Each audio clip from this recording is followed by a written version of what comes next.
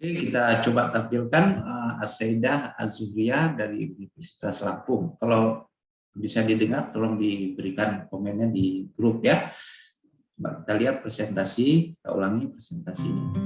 Assalamualaikum warahmatullahi wabarakatuh. Saya Saidah Zuria dari Universitas Lampung akan membahas mengenai banyaknya sampah kulit pisang yang bisa dimanfaatkan dengan baik agar dapat bernilai ekonomis dan memiliki nilai jual. Pisang merupakan tanaman asli daerah Asia Tenggara termasuk Indonesia dengan nama latin Musa paradisiaca. Pisang merupakan tanaman hortikultura yang penting karena potensi produksinya yang cukup besar dan produksi pisang berlangsung tanpa mengenal musim.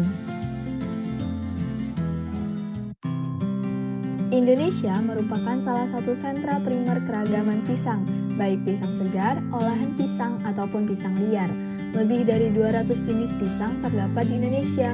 Tingginya keragaman ini memberikan peluang pada Indonesia untuk dapat memanfaatkan dan memilih jenis pisang komersial yang dibutuhkan oleh konsumen. Menurut Badan Pusat Statistik dan Direktorat Jenderal Hortikultura, produksi pisang di Indonesia pada tahun 2019 mencapai 7.280.658 ton dan terkhusus Provinsi Lampung, produksinya tahun 2019 mencapai 1.209.545 ton. Hal ini membuktikan bahwa pisang memiliki potensi yang sangat besar di Indonesia. Di samping untuk konsumsi segar, beberapa kultivar pisang di Indonesia juga dimanfaatkan sebagai bahan baku industri olahan pisang, misalnya industri keripik, sale, dan sebagainya. Pisang memiliki banyak vitamin dan mineral esensial yang sangat bermanfaat bagi kesehatan. Bahkan di beberapa daerah di Papua, pisang merupakan substitusi makanan pokok. Adapun sentra produksi pisang di Indonesia ini tersebar di 16 provinsi, 7 kabupaten, dan Lampung merupakan salah satu sentra produksi pisang nasional dengan pencapaian produksi hingga 1.209.545 ton.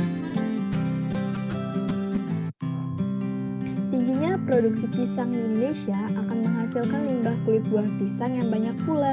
Masyarakat sering menganggap bahwa kulit pisang merupakan sisa kulit yang sudah tidak bisa lagi digunakan untuk dimakan ataupun diolah, sehingga masyarakat seringkali membuang kulit pisang di tempat sampah. Kulit buah pisang yang merupakan bahan organik yang bersifat semi basah banyak ditemukan pada limbah rumah tangga yang belum dimanfaatkan secara nyata dan akan menimbulkan pencemaran lingkungan seperti meningkatnya keasaman tanah. Kulit pisang masih mengandung karbohidrat sekitar 18,5%, sehingga apabila diolah kembali, kulit pisang ternyata dapat dijadikan sebagai barang yang bernilai ekonomis dan dapat dijadikan sebagai peluang usaha baru bagi masyarakat. Seiring dengan kemajuan ilmu pengetahuan dan teknologi, untuk mengurangi limbah kulit pisang dapat dimanfaatkan sebagai bahan baku pembuatan keripik kulit pisang. Menurut sumber Kompasiana oleh Lasio yang juga dikenal sebagai Ketua Koperasi Agro Murasa Boga Bantul, pembuatan atau pengolahan kulit pisang menjadi keripik tidak jauh berbeda dengan olahan keripik lainnya. Mula-mula, kulit pisang dicuci terlebih dahulu, kemudian direbus selama 30 menit. Setelah kemudian dilakukan perebusan, kulit pisang ditiriskan dan setelah itu kulit pisang dipotong-potong dan diblender dengan tujuan untuk diperas airnya. Kulit pisang yang sudah halus kemudian dicampurkan dalam adonan dengan komposisi tepung tapioka 60% berbanding 40% kulit pisang dan juga bumbu tawon berupa bawang putih dan garam. Adonan dapat ditambahkan campuran ebi, daun bawang, seledri, ataupun terasi sesuai dengan selera. Setelah adonan tercampur, maka adonan diulek dan dibungkus daun atau plastik dan digulung seperti lontong, kemudian dimasukkan ke dalam kulkas selama kurang lebih 2 jam. Setelah dimasukkan ke dalam kulkas, gulungan adonan ditiriskan tipis, dijemur, dan kemudian digoreng. Dengan berbagai inovasi produk olahan pisang tersebut, diharapkan dapat mengurangi banyaknya limbah sampah pisang yang kurang dimanfaatkan. Melalui inovasi-inovasi olahan industri rumah tangga, maka selain mengurangi sampah kulit pisang, juga bisa meningkatkan nilai tambah kulit pisang agar semakin bernilai ekonomis dan berdaya jual tinggi. Saya Saidah Zuria, sekian dan terima kasih. Wassalamualaikum warahmatullahi wabarakatuh.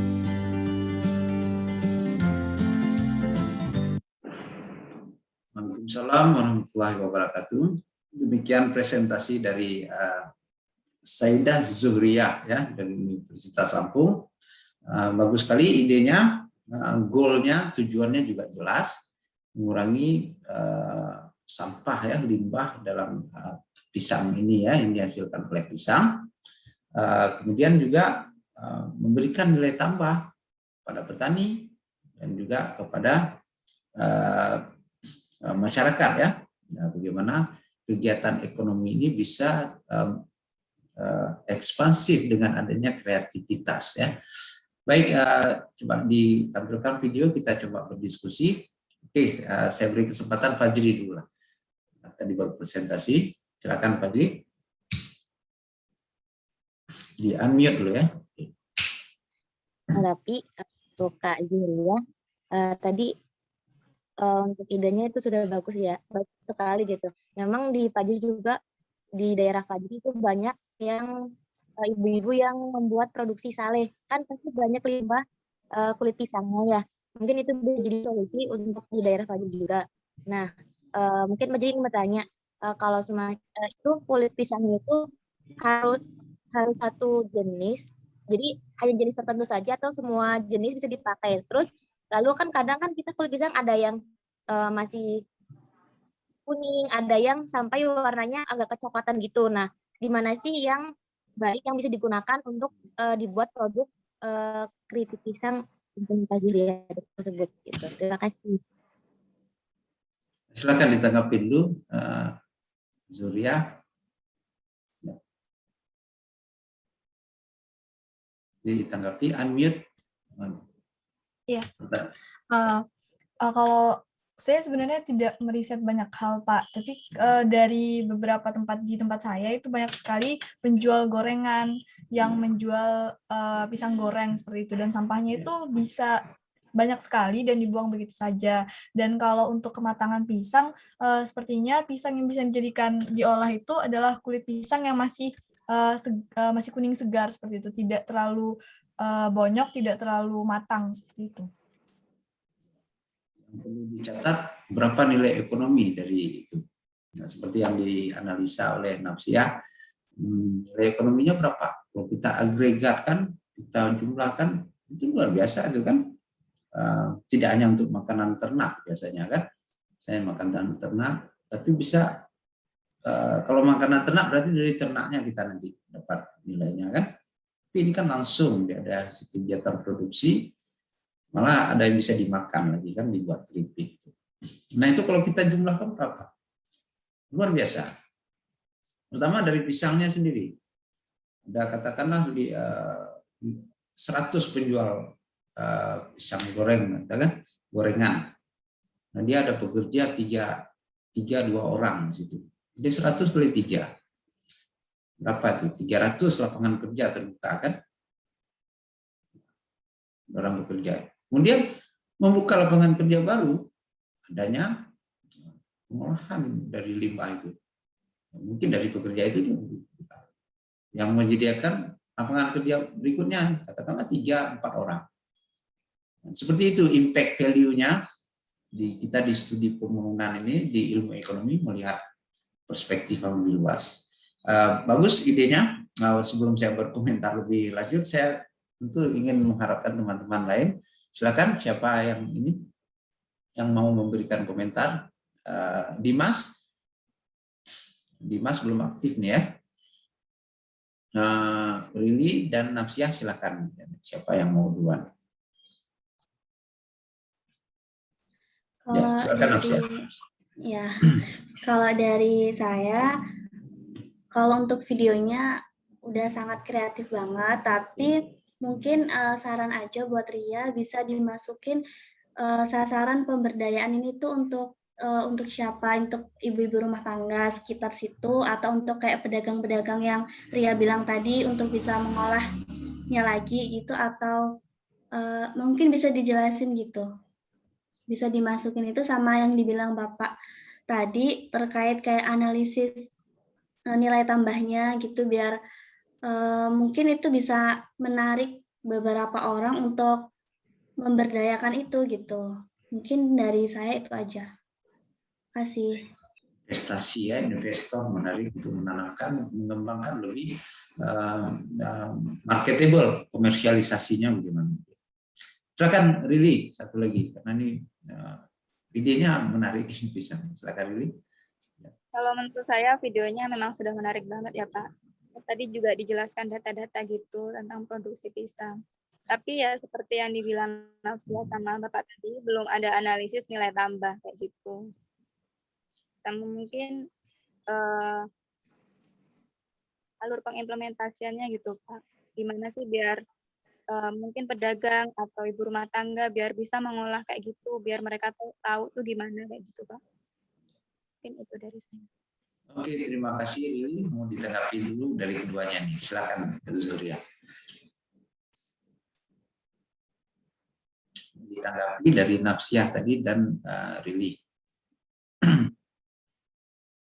Di unmute dulu. Oke, makasih untuk Nafsia dan juga Rili. Tadi pertanyaan Nafsia itu sasarannya dan juga nilai tambahnya. Sebenarnya kalau nilai tambahnya saya belum menghitung dengan cukup karena saya tidak melakukan riset lebih dalam seperti itu. Cuman saya mengutip dari ide teman saya yang dia masih seorang mahasiswa tapi dia sudah membuka suatu bisnis dan itu olahannya menggunakan kulit pisang dan pelepah pisang jadikan keripik. Itu perbungkus dihargai dengan 10.000 dan itu sekitar 10 gram. Nah, kalau sasarannya ibu rumah tangga ataupun pedagang, saya mengangkat video ini karena melihat banyaknya pedagang-pedagang gorengan di tempat saya yang menjual pisang goreng tapi sampahnya dibuang seperti itu. Dan menurut saya mereka sebagai pedagang itu bisa diolah lagi gitu karena biasanya pedagang menggunakan pisang itu dalam jumlah banyak seperti itu. Terus pertanyaan Lili tadi di tempat saya terputus, jadi saya tidak mendengar. Ya, tentang nilai tambah juga belum mungkin juga sistematika pembahasan lebih akademis ya. Ada metodenya bagaimana kita menguraikan ide kita ya. It's fine, bagus sekali tadi. Sama seperti Nafsia juga bagaimana mungkin ke depan dalam bentuk paper kalau bisa, karena ini penting kalau ketika satu gagasan kreatif apalagi dia dari yang ada inovasinya, maka itu penting untuk dikomersialisasi istilahnya, dipasarkan, tentu harus diproduksi dulu, diinvestasikan dengan kajian yang bagaimana potensi pasarnya, sehingga ini benar-benar terwujud. Oke, ini bergabung Wahyu, ini ketua himpunan ya. Selamat bergabung Wahyu, angkatan 2018 nih ya. Juga pernah jadi ketua apa kemarin, ketua juri ya, ketua apa lomba karya ilmiah. Mungkin bisa diaktifkan videonya Wahyu. Oke, mungkin saya sedikit saja gagasan inovasi yang ujungnya nanti menghasilkan inovasi itu penting ya, penting dalam kita meningkatkan pertumbuhan ekonomi. Kenapa? Karena kembali lagi tadi nilai tambah, kita bicara nilai tambah. Karena disitulah pendapatan nasional kita hitung. Jadi yang kemarin kita hitung pendapatan nasionalnya industri UMKM ataupun juga industri walaupun belum signifikan ya, tetapi ini penting dalam distribusi pendapatan dalam masyarakat. Nilai tambah itu merupakan salah satu faktor penting dalam memberikan kontribusi terhadap pendapatan nasional. Nah, ada beberapa hal dari pisang ini ya, komoditi pisang ini. Menarik, dia bukan hanya dari buahnya, tetapi juga dari batangnya juga. Di daerah di tempat Fajri di sana kan, katanya bisa jadi kerajinan industri kreatif. Tas dia bisa bikin itu kan. Jadi kita maksimalkan itu. Boleh pakai nanti analisa yang sudah saya berikan, AHP itu, Kemudian yang menarik lagi gorengan itu. Saya pernah menanyakan dalam jadi juri ya mahasiswa, kalau saya suruh pilih itu, Anda mau suka makanan, kalau Anda jadi pengusaha, mau buka usaha goreng pisang atau usaha risol. Rata-rata mahasiswa pilih risol itu. Karena dia ukur selera yang dia suka ya makan. Terus saya beri analisanya begini loh. Kalau komponen dari risol itu, risol tahu kan? Mungkin sama istilahnya ya. Dia ada sebagian komponennya itu diimpor. Jadi komponen utama primernya itu dari tepung gandum ya. Tepung gandum itu bukan petani Indonesia yang tanam. Jadi dari tanaman gandum, tepung terigu namanya sekarang. Tetapi kalau pisang, Anda pilih pisang, nah itu jawabannya 100 saya bilang. Kenapa? Pisangnya petani Indonesia. Tepung menggorengnya tepung beras, petani padi. Yang kerjanya ya anak-anak di situ. Jadi nilai tambahnya itu betul-betul kembali ke petani, farm share-nya, kemudian marketingnya juga di setiap channeling marketingnya itu value added-nya itu betul-betul masuk ke Indonesia dan pendapatan nasional betul-betul bisa maksimal kita peroleh di situ. Hanya saja bagaimana ini signifikan jumlahnya. Kalau kita di makro itu kan jawabannya cuma satu, investasi. Itu tadi ide Zuhria ini bagaimana kita mengintrodusir investasi di dalam gagasan-gagasan inovatif ini. Investasi melahirkan produk nasional kan. Kalau produk nasional udah melimpah, kita ekspor. Produk nasional nggak cukup, ya konsumsi saja dulu di dalam. Gitu, kalau lebih kita ekspor. Nah teman-teman dari marketing itu, pinter dia tuh. Pinter dia bagaimana menjual. Tempe bisa dijual tadi kan. Kemudian timbul lagi ide dari Nafsia. Dan kalau kopi memang brandnya sudah bagus. Karena sudah jadi perbincangan kopi itu. Tinggal mengemasnya saja. Tinggal sensasinya apa dari kopi ini. Sudah sampai ke tahap itu. Jadi kalau ada sensasi, maka kopi itu laku dia. Jadi unik kopi. Dan yang perlu kita dorong adalah bagaimana hasil-hasil pertanian dan nelayan tadi benar-benar maksimal. Jadi suplainya ekspansif. Bergeser ya kan, shift kan, yang bisa mengekspansif itu teknologi, gagasan inovatif seperti ini. Bergeser. Kalau pergerakan di sepanjang kurva itu yang berubah faktor harga. Tapi bergeser kurva itu ke arah yang ekspansif, ke kanan ya kan, suplainya itu disebabkan oleh teknologi inovasi. Ini hanya terjadi jika kita punya ide yang kreatif. Ide ini dari mana dapatnya? Dari sekolah. Sekolah itu untuk apa? Berlatih berpikir. Berlatih mengungkapkan pendapat dalam audio seperti ini, audio visual seperti ini, maupun juga dalam kertas karya, paper, yang dipublikasi, yang dibaca sama orang. Mungkin kita hanya sebatas ide, tapi ketika dibaca orang, diimplementasikan sama orang lain, luar biasa ide itu. Jadi jangan takut ide Anda itu dimanfaatkan, itu sedekah jariah yang bisa bermanfaat bagi kesejahteraan masyarakat. Oke, Pak Wahyu silakan disapa teman-teman dari luar ini. Ya, saya kasih kesempatan lah Wahyu. Di unmute. Ya, teman-teman ada itu dari Unila, dari Saidah, dari Unila juga, Rili, dan Fajriatul Barokah dari Siliwangi. Silakan Wahyu. Hidayat Farid. Ya. Assalamualaikum warahmatullahi wabarakatuh. Selamat pagi menjelang siang untuk kawan-kawan semua yang dari Unila. Salam kenal, saya Wahyu Hidayat Farid, mahasiswa jurusan Ekonomi Pembangunan angkatan 2018 di Universitas Teguh Umar. kebetulan kan Pak Helmi juga ketua prodi dari saya, juga beliau mengirim link Zoom meeting kan, saya bergabung lah ternyata di kelas Permatasari ini. Jadi awal masuk ini kan lagi dijelasin sama siapa tadi namanya, Zuria tentang nilai tambah. Jadi juga sekilas aja ada dengar kan tentang apa pisang goreng ini. Yang sekarang banyak pisang goreng apa orang-orang yang jual pisang goreng dengan jumlah pisang yang banyak setelah apa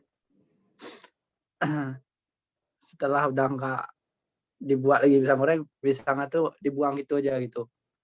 Sebetulnya betul sih kata di dalam mungkin setelah jadi pisang goreng itu ada nilai tambah lagi yang bisa diolah itu. Cuman mindset kita kan masih belum terlalu mau berpikir panjang itu untuk pengolahan selanjutnya. Sebetulnya semua barang yang kita gunakan tuh ada nilai tambahan lagi. Nggak serta-merta barang tuh langsung bisa habis pakai gitu aja sih. Tuh, mantap sih penjelasan tadi, bagus. Salam kenal lah dari saya Wahid Farib, jurusan Ekonomi Pembangunan Universitas Kumar. Bapak. Bisa disampaikan ide yang mau dilakukan. Ya, silakan. Ini lagi kan, saya juga mau bilang pada kawan-kawan semua, kan UTU kan sekarang ini juga lagi adakan lomba yang namanya UTU Award tuh. Jadi di dalam UTU Award nanti ada 4 divisi lomba, yaitu pertama riset kewirausahaan dan perencanaan bisnis, kemudian produk inovatif, terus ada yang namanya desain toko online. Jadi untuk lomba ini memang terbuka bagi universitas di internasional. Jadi pesertanya tuh juga nggak cuma di Indonesia aja, mungkin ada dari Universitas Malaysia, Singapura, dan negara lainnya juga karena terbuka untuk internasional dan terbuka untuk umum. Jadi bagus bagi kawan-kawan dari Unila, dari Siliwangi yang memang kalian mau mengembangkan produk inovatif kah? Kalian punya bisnis plan yang bagus, kalian boleh ikut untuk lomba untuk award nanti. Nah, yang paling penting kan kita dalam lomba itu kan bisa mengembangkan ide-ide kita nih, ide yang udah kita punya. Oh, saya udah punya bisnis plan yang kayak gini, punya riset kewirausahaan yang bagus, ataupun kita punya produk inovatif. Karena kan setiap daerah kita kan punya yang namanya masing-masing produk yang khas gitu. Jadi apa yang bisa kita olah lagi dari barang tersebut, ataupun dari tanaman, ataupun dari hasil-hasil nelayan, kan banyak yang bisa kita olah menjadi produk inovatif tuh. Kemudian apa yang bisa kita olah dari barang tersebut. Jadi bagus bagi kawan-kawan yang disarankan sih emang untuk ikut untuk lomba award nih. Jadi supaya ide-ide itu bisa berkembang lagi dan ada efeknya nanti untuk keberlanjutan itu. Udah Pak. Ya, terima kasih Wahyu sudah memberikan kerjasama. Mohon di-share mungkin teman-teman ada yang mau menyimpan nomor kontak Wahyu dan teman-teman lain di sini. Itu kegiatan di Universitas Teguh Umar yang mungkin ke depan akan bisa Anda berpartisipasi dengan gagasan-gagasan yang kreatif ya. Kemudian apalagi ya saya sudah hubungi Pak Syahril, mungkin akan bergabung, nanti beliau akan menutup kelas ini. Sebelumnya saya ingin menyampaikan juga ya, ini kita tutup dulu diskusi yang Saidah tadi, luar biasa gagasannya, dan juga semuanya ya, semuanya, karena saya melihat ini kan media dimanfaatkan dengan sebaik-baiknya. Saya tidak mesti harus pakai ini, tapi pakai HP juga boleh. Yang penting gagasannya itu sampai di dalam forum yang ini. Nah, Wahyu sudah mengalami ini dengan saya, dengan teman-teman, semua mereka berdiskusi, mungkin juga gagasan dalam bentuk video. Kalau zaman saya dulu dalam bentuk kertas saja kan, ditampilkan, baca gitu kan. Nah, kita dalam perkuliahan juga harus kreatif dan inovatif. Sehingga diskusi, tentu Anda membuat itu kan Anda nggak mau kobong gitu kan, nggak mau istilahnya ya Anda kan bisa diedit, berusaha maksimal. Nah, saya mencatat dari ide yang pertama Nafsiyah really sangat akademis, jadi ya sangat akademis, urutan-urutan akademiknya, metodologinya ada, kesimpulannya juga ada. Nah itu bisa teman-teman lain mencontohnya. Kemudian yang menarik dari yang kedua presentasi ini dari Fajri dan Az-Zaidah, lebih catchy gitu, eye catching, enak dilihat, ditonton kan, menarik gitu kan, tampilan warna dan segala macam, soundnya, sound yang ditampilkan ada. Fajri tadi dia bikin satu ilustrasi musik yang pada saat dia menyampaikan ide puncaknya itu, dia bikin musiknya seperti ya seperti dalam film gitu. Tapi tertangkap sama saya hal-hal seperti itu. Tertangkap, mencoba dia menekankan idenya itu dengan memberikan ilustrasi. Itu hal-hal seperti itu merupakan creative thinking. Ada soft skill dan hard skill. Hard skill kita belajar rupa di mana apa segala macam teori yang saya presentasikan. Tapi soft skill juga perlu. Bagaimana memanfaatkan teknologi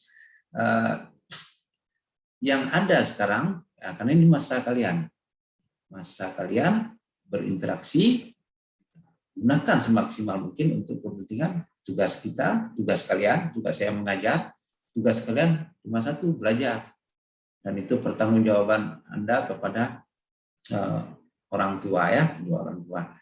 Nah itu dia saya beri apresiasi kepada semuanya yang telah mengirimkan video. Mungkin nanti yang hasil-hasil ini kalau bisa saya masukkan dalam YouTube di Prodi ya, channel resmi dari Prodi EKP ya. Nah, biasanya yang di pribadi saya ini yang di Prodi EKP seperti Rili dan Nafsiyah, supaya bisa menginspirasi teman-teman di sini terutama, dan juga siapa saja yang mungkin bisa mengeksplor gagasannya dengan lebih baik lagi. Selamat bergabung Bapak Dr. Syahril, ini Wakil Dekan 1 Fakultas Ekonomi, yang tentu sangat saya harus mempertanggungjawabkan secara akademik kepada beliau apa yang telah kita lalui selama ini. Baik, tadi Pak Syahril, kita sudah berdiskusi, sangat banyak ide kawan-kawan dari yang ikut serta di sini. Ada idenya limbah pisang tadi, ada kopi, dan bagaimana mengintegrasikan akademisi bisnis dan kemudian akademisi bisnis dan petani ya, salah satu triple helix modelnya. Kemudian Nafsiyah, bagaimana tiwul itu, makanan tiwul itu dikomersialisasi, luar biasa idenya. Muni mungkin lagi offline, tadi sempat masuk, belum sempat presentasi, mungkin kita upload ya nanti. Tanpa memperpanjang kata, mata kuliah ini penanggung jawab utamanya yang frontman terdepannya adalah Bapak Dr. Syahril. Saya mendampingi beliau dalam menyelenggarakan perkuliahan ini dengan sebaik-baiknya. Untuk itu kami persilakan Bapak Dr. Syahril bisa memberikan beberapa nasihat dan juga closing lecture ya, kuliah, dan sekaligus waktu dan tempatnya. Mungkin beliau lagi sedang dalam rapat ya, dan juga menyempatkan diri bisa hadir. Kami silakan Pak Dr. Syahril. Oke, Assalamualaikum warahmatullahi wabarakatuh. Assalamualaikum warahmatullahi wabarakatuh. Syukur alhamdulillah pada pagi yang berbahagia ini telah dapat kita di ruang virtual ini. Salawat dan salam kepada junjungan kita Rasulullah SAW. Ini mohon maaf Pak, karena lagi rapat di laptop, lagi memang terbuka rapat ZI, kemudian ini di luar ini komputer Pak Adilan ya, digunakan untuk sementara. Baik, ini yang pertama ini Bapak mohon maaf yang sebesar-besarnya ini. Berarti cuma sekali sempat masuk waktu itu ya. Habis itu memang setiap hari Selasa ada rapat, ya kan? Hampir rutin ya, biru. Jadi makanya nggak bisa masuk. Sebenarnya memang berkeinginan masuk ya, bisa masuk 50-50 dengan Pak Dr. Helmi. Namun karena satu dan lain hal tidak bisa masuk. Dan hari ini juga lagi rapat dengan Kementerian Pendidikan mengenai zona integritas ya, dan reformasi birokrasi. Jadi maka dari itu Bapak memohon maaf yang sebesar-besarnya. Dan Pak Dr. Helmi ya, secara kompetensi dibilang agroemarin lebih dari Bapak, kan udah lebih bagus lagi. Jadi saya pikir memang tidak ada mengurangi dari segi hikmah dan hal-hal lain ya. Jadi Bapak mengucapkan selamat ya kepada saudara-saudara semuanya yang telah mengikuti prosesi kuliah dengan baik dan mudah-mudahan mendapat nilai yang baik. Dan ini mata kuliah Agro and Marine Industry ini menjadi sebuah referensi yang sangat berarti ya bagi kita semua, yang terutama bagi saudara-saudara selaku mahasiswa, dan ini menjadi sebuah ilmu pengetahuan dan bisa dijadikan sebuah referensi di dalam mengembangkan ya konsep-konsep ke depan terutama ya, dan bisa jadi Anda menjadi pelaku-pelaku bisnis di bidang agro dan marin ini. Ini yang paling kita harapkan ya kepada mahasiswa. Kalau di UTU itu memang itu menjadi core-nya. Jadi mahasiswa diharapkan mereka menjadi motor ya, menjadi penggerak terhadap motivasi masyarakat di wilayah ini dalam hal pemberdayaan terhadap agroemarin ini ya. Jadi yang pernah Bapak singgung waktu pertemuan pertama yang bahwa kita ini adalah masih kita katakan klasifikasi negara pertanian ya, baik itu agro maupun marin, yang memang sangat berpotensi dan suatu bisnis yang sangat menjanjikan dan bisnis yang sangat stabil walaupun dengan kondisi ketidakstabilan ekonomi dunia, apakah krisis moneter, krisis global maupun COVID pada sekarang ini. Jadi agroemarin ini tetap berdaya ya, walaupun dengan kondisi kalau kita perhatikan dengan sektor-sektor yang lain ketika COVID seperti ini memang sangat luar biasa menurun produktivitasnya. Tapi kalau di bidang agro marin ini kalau kita perhatikan tidak mengurangi secara signifikan, namun masih dianggap stabil. Jadi sangat baik. Jadi Anda mudah-mudahan menjadi penyiap yang menyiapkan konsep yang terutama, dan apabila perlu Anda menjadi sebagai pelaku bisnis. Jadi berubah mindset-nya, petani menjadi bisnis tani. Coba kita ini kan. Dari awalnya adalah sebagai petani, kalau orang tua kita mungkin orang-orang tua kalian bukan petani ya. Kalau orang tuanya petani, anaknya juga bukan menjadi petani, tapi adalah bisnismen tani. Jadi sehingga lebih orientasi kepada bisnis, tani yang berbasis bisnis, bukan tani namanya tani tradisional, tani hanya untuk makan sendiri. Jadi sangat menjanjikan saudara, dibandingkan dengan bisnis-bisnis yang lain, bisnis tani ini sangat menjanjikan. Jadi ada salah satu bupati di wilayah Aceh ini, dia seorang bupati, tapi kebanyakan dia di kebun. Bagaimana memotivasi masyarakat? Dia menanam jengkol, hasil jengkolnya bisa membeli mobil Alphard. Jadi luar biasa, ya kan?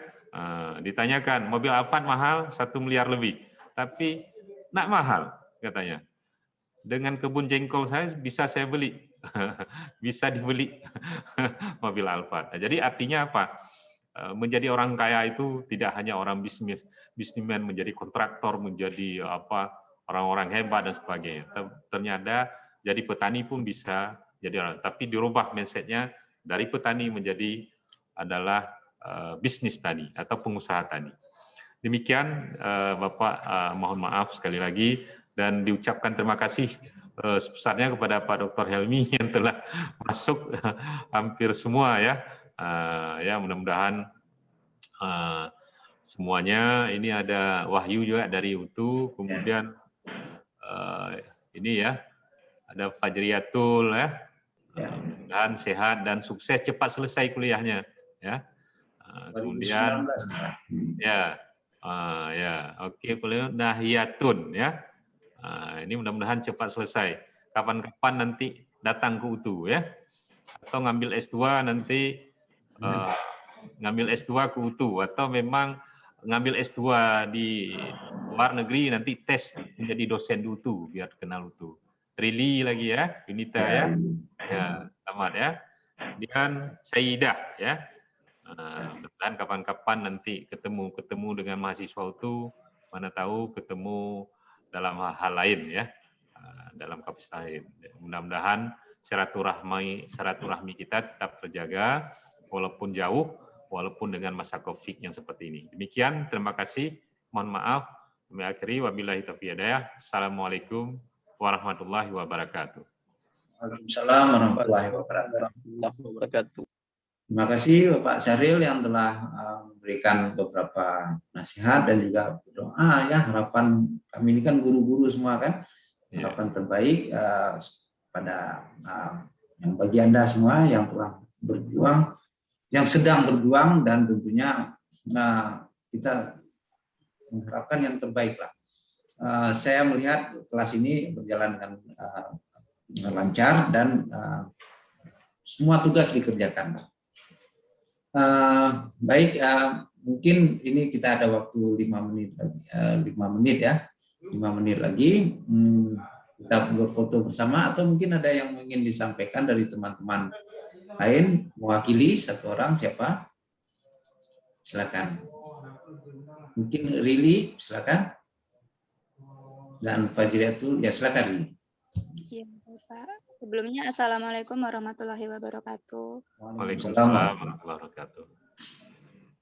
Ya, saya sendiri dan teman-teman juga mengucapkan terima kasih banyak kepada Pak Helmi dan juga Bapak Syahril ya Pak ya. Iya, iya.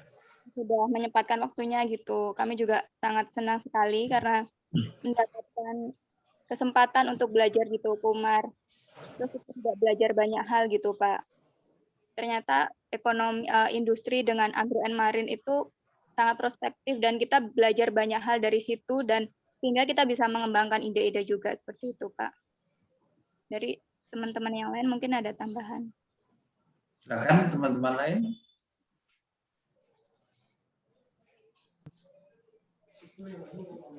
Assalamualaikum warahmatullahi wabarakatuh. Waalaikumsalam warahmatullahi wabarakatuh.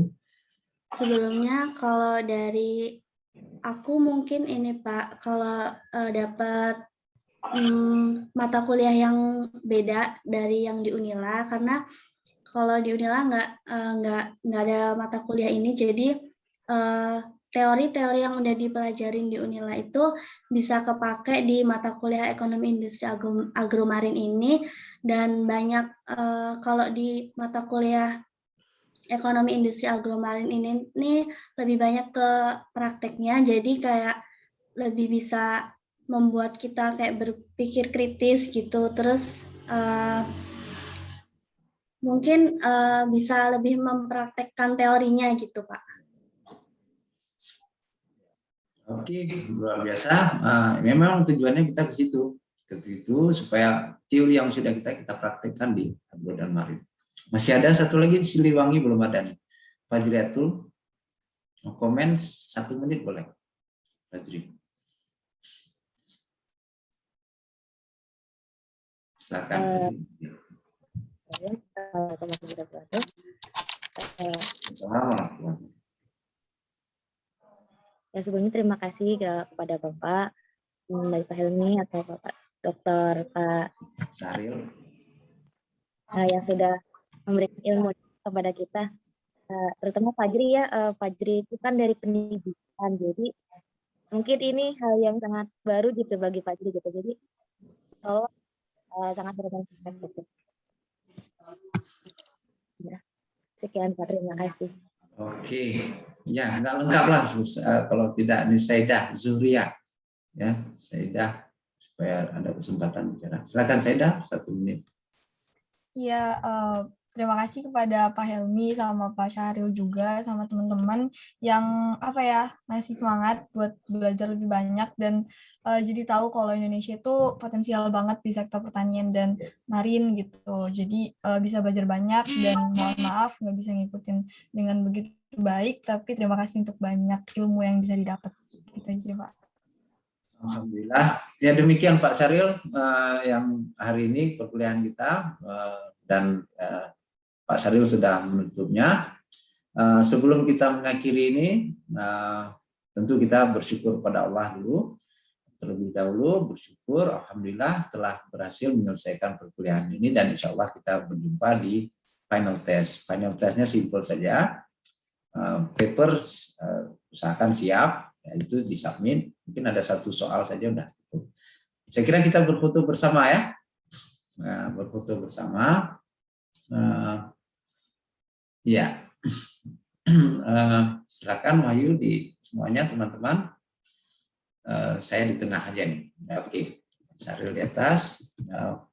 Gaya ya 1 2 3. Oke, ini saya paste dulu. Nanti pakai jempol ya. Pakai jempol.